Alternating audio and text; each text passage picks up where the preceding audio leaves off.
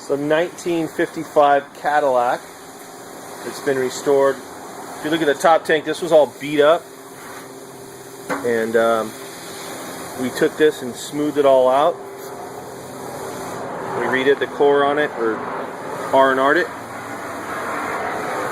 And the top's been completely straightened out. It's a heavy radiator. Very dense, thick, a lot of copper, a lot of brass. 1955 Cadillac. See, it says Harrison with a part number on it. It's an original, all redone by the Radiator Works in Northridge.